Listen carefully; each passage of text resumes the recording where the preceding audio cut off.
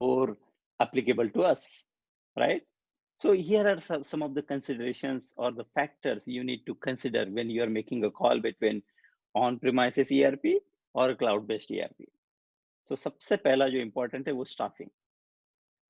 Does your company have a well-staffed and well-skilled IT team? Because if you want to put it on premises, you need to have a good skilled people to manage your servers and manage your backup and all that kind of stuff. So you need a really good IT staff in-house. That way, anything to do with the servers and anything to do with your ERP, they should be capable of handling it. So that's number one point कि staffing आपके पास staff enough adequate staff अच्छा skill staff है या नहीं. Okay, that's number one. Number two जो है वो cost है. अगर आप in-house कर रहे हो तो आपको नए सर्वर खरीदने हैं. Okay, आप सर्वर खरीदोगे तो उसके बाद सर्वर के ऊपर डालने के लिए आपको ऑपरेटिंग सिस्टम वगैरह खरीदनी पड़ती है, राइट? उसके बाद आपको एक अच्छा सा सर्वर रूम बनाना पड़ेगा, उसमें एसी कूलिंग वगैरह डालना पड़ेगा ताकि उसका टेम्परेचर अच्छे से रहे.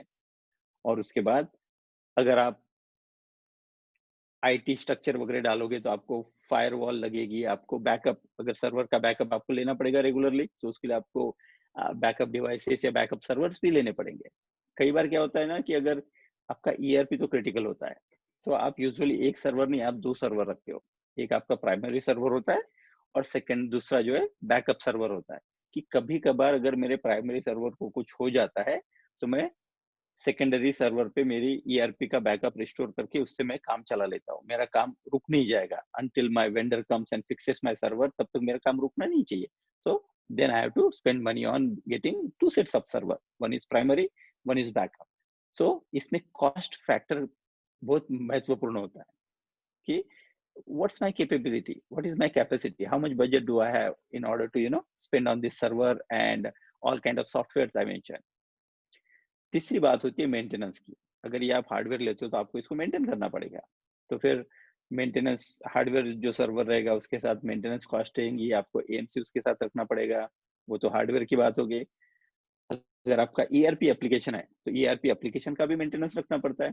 उसको बार बार आपको ऑटोमेटिक बैकअप तो लेना ही पड़ेगा.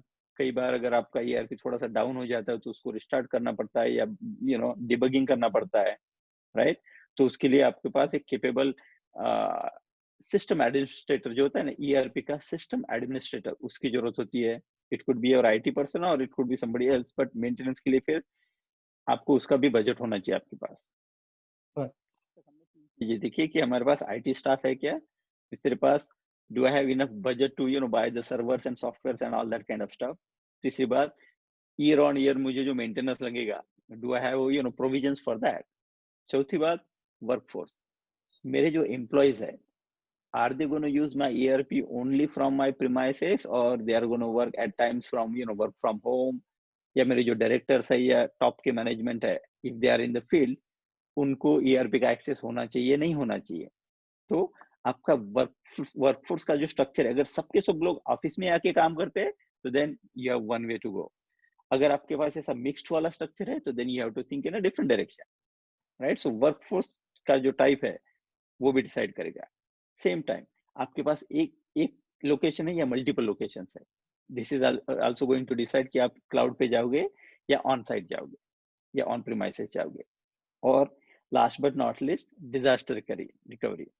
कि अगर गॉड फॉरबिड अगर कुछ हो जाता है और सर्वर या ईआरपी एप्लीकेशन आपका अगर बंद हो जाता है तो उसको फिर से रिकवर करने के लिए आपके पास इंफ्रास्ट्रक्चर है या एक्सपर्टीज है या नहीं है, ये भी आपको देखना पड़ेगा. एज आई सेड कि डिजास्टर के लिए आपको एक तो सेकंड सर्वर रखना पड़ता है, तो आपको उसकी प्रोविजन की कैपेबिलिटी है या नहीं. अगर सर्वर भी है तो भी फिर से ईआरपी एप्लीकेशन एक जगह से निकाल के दूसरे सर्वर पे डाल के उसको इंस्टॉल करके फिर से चालू करने का वो स्किल सेट आपके पास है या नहीं. अगर है तो इसको कितना टाइम लगेगा. So this 5 things are primary drivers Nilesh which decides कि मुझे ऑन प्रीमाइस जाना है या क्लाउड पे जाना है. अगर इनमें से ज्यादा अदर चीजें, स्टाफिंग अच्छा खासा है तो मतलब ईआरपी लाने से बस आपका इंक्रीमेंटल एक एक्स्ट्रा सर्वर डालना है, मेक्स इट सेंस कि स्टाफ पहले से है मेरे पास जो एग्जिस्टिंग सर्वर मेंटेन कर रहा है, बस मुझे अभी नया ईआरपी सर्वर अगर मैनेज करना है तो then it makes more sense to go towards on site और ऑन प्रीमाइसेस. अगर कैपेक्स अगर है, अगेन गुड, क्योंकि आपको initially काफी पैसा लगेगा, but over the period again it will, kind of recoup your cost. Maintenance, same thing. Disaster recovery, same thing. So these 5 points basically, Nilesh, decides which way you are going to go.